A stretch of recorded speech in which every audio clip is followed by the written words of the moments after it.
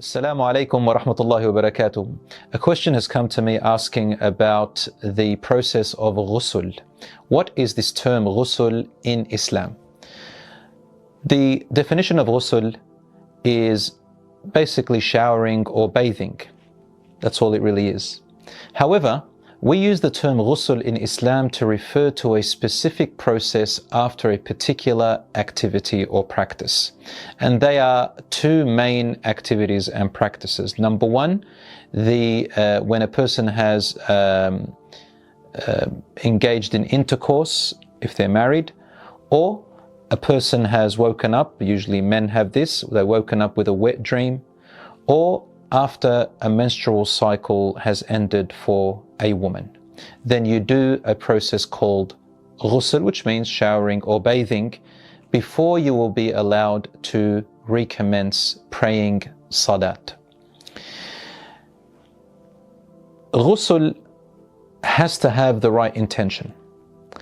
So when a person is going to wash themselves in a bathing process or showering, they've got to have the intention of why they're doing it. Someone asked me if it's just merely showering, but without the intention, does that suffice?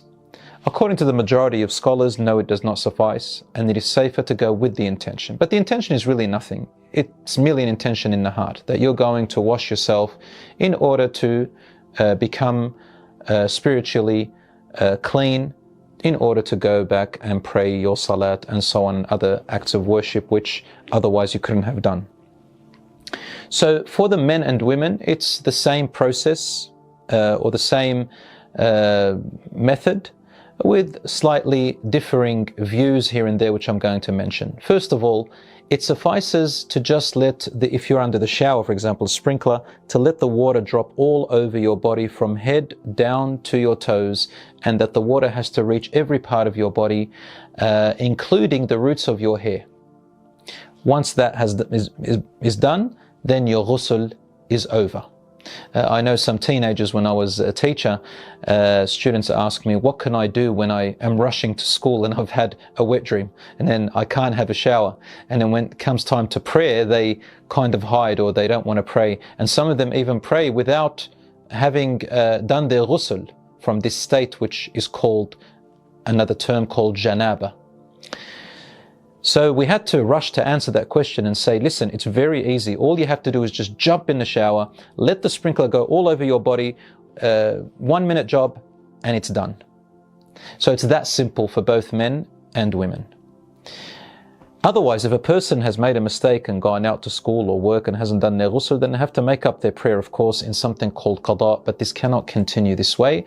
And of course, Allah pardons people for their ignorance. Now I come to the sunnah way, the recommended way that the Prophet, peace be upon him, taught us to do the ghusl, which will give you more hasanat just for following the way of the Prophet, peace be upon him. Obviously, to us, ghusl is a form of worship because we do it for the acts of worship when we pray and so on.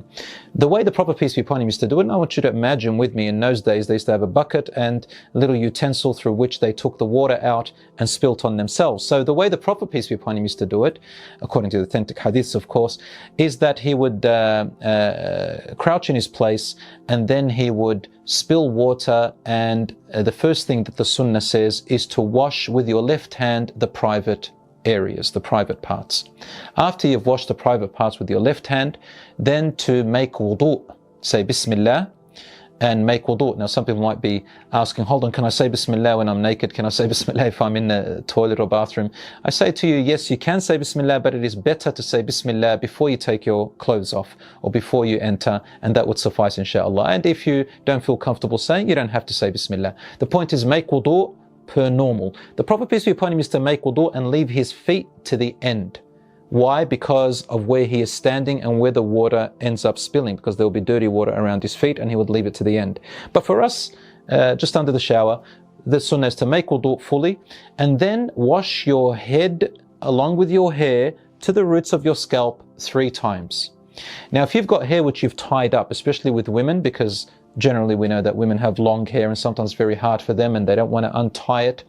They probably have braids, for example.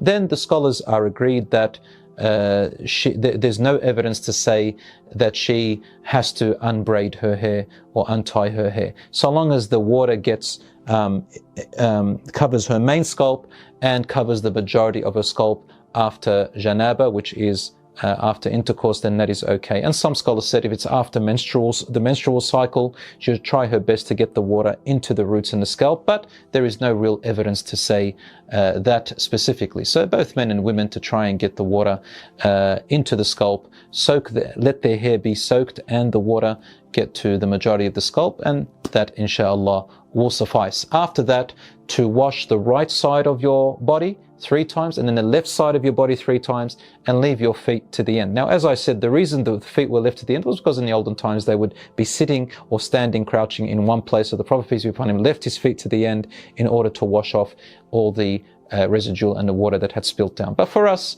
I think you understand, for those of you who have showers and sprinklers, just having the water drop on you is enough. Now, last question, do you have to make wudu in ghusl, or does ghusl suffice and cover your wudu as well? Is it a package or all together, or do you have to do them separate? The correct view, brothers and sisters, is, and the safest one, is to also make wudu.